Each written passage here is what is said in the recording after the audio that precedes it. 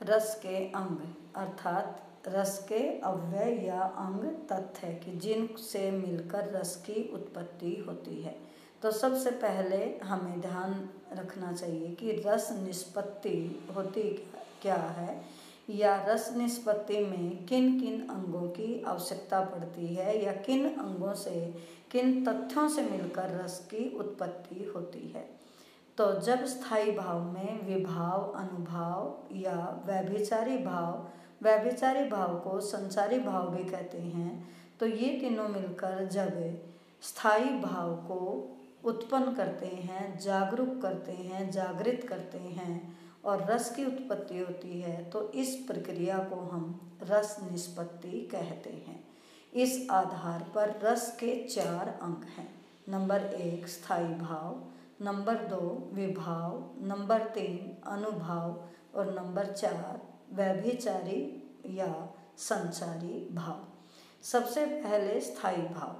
स्थायी भाव अर्थात जो स्थायी रहते हैं अर्थात परमानेंट रहते हैं। मन में कुछ भाव ऐसे होते हैं जो हमेशा ही विद्यमान रहते हैं और जब उनको स्थिति मिल जाए या ऐसी दशा मिल जाए कि वे जागरूक हों और तब वे स्थायी भाव जागरूक होते हैं। तो स्थायी भाव हर व्यक्ति के मन में होते हैं। कुछ विद्वान रस 9 मानते हैं, लेकिन कुछ विद्वान भक्ति और वात्सल्य रस को भी अलग मानते हैं, जिस कारण वे 11 रस मानते हैं।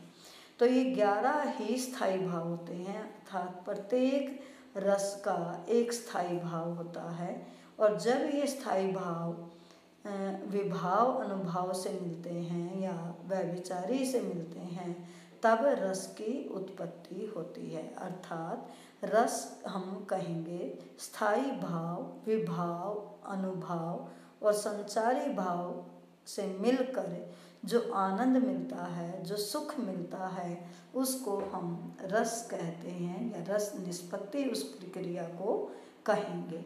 तो स्थायी भाव समझ आ गए कि वे स्थायी होते हैं और 11 स्थायी भाव होते हैं 11 रस के अनुसार। दूसरा आता है विभाव। विभाव हमेशा होता है कारण अर्थात रस उत्पत्ति का कारण कि किस तथ्य को, किस दृश्य को या किस बात को देखकर सुनकर मन में स्थायी भाव उत्पन्न हुआ है या वो जागरूक हुआ है, उसको हम विभाव कहते हैं। विभाव में भी 2 भेद होते हैं, एक आलंबन होता है, एक उद्दीपन होता है। आलंबन अर्थात जिसको देखकर, जिस तथ्य को देखकर रस की उत्पत्ति होती है। उद्दीपन अर्थात उस वस्तु में ऐसा क्या कारण है कि जिससे वो रस की उत्पत्ति हुई है।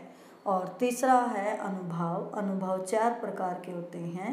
कायिक अर्थात शारीरिक रूप पर, सात्विक अर्थात विचार, आहार्य और मानसिक, और लास्ट तथ्य है संचारी भाव अर्थात व्यभिचारी या संचारी भाव। ये 33 होते हैं। संचारी भाव अर्थात संचरित जो होते हैं अर्थात जो उत्पन्न होते हैं और नष्ट हो जाते हैं, अर्थात जैसे स्थिति मिली ये उत्पन्न हो जाते हैं और कुछ ही क्षणों में ये अस्त हो जाते हैं, मिट जाते हैं। ये 33 होते हैं और हर रस में 3 या 4 संचारी भाव आते हैं। ये हमने ध्यान देना है।